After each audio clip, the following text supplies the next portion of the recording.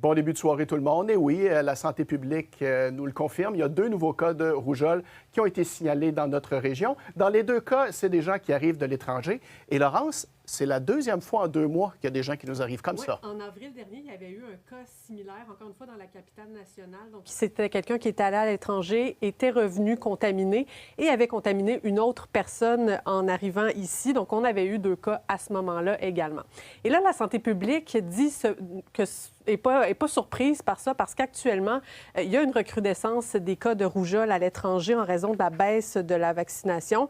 Et la santé publique nous dit que ces 2 personnes qui sont revenues contaminées de l'étranger ne revenaient pas de la même destination et qu'il n'y a pas non plus de destinations qui sont considérées comme particulièrement à risque.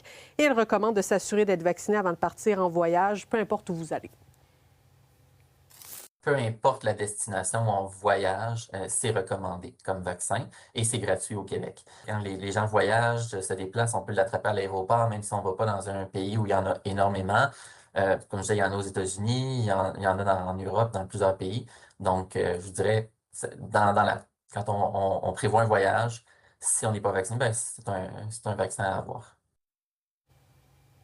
Laurence, les personnes qui ont fréquenté certains lieux sont invitées à surveiller leurs symptômes. Oui, parce que c'est une des maladies infectieuses les plus contagieuses. Là, ça se transmet carrément dans l'air. Donc, les personnes qui sont revenues contaminées ont fréquenté certains endroits des commerces de Pont-Rouge, dont le Super C, le Dollarama, le Jean Coutu, ainsi que l'urgence de l'hôpital régional de Portneuf à Saint-Raymond, à plusieurs reprises entre le 12 et le 26 juin dernier. Donc, si vous avez également été dans ces lieux, la santé publique vous recommande de surveiller vos symptômes qui peuvent comprendre de la fièvre, le nez qui coule, une conjonctivite, des éruptions cutanées. Et on rappelle que la rougeole est une maladie à déclaration obligatoire.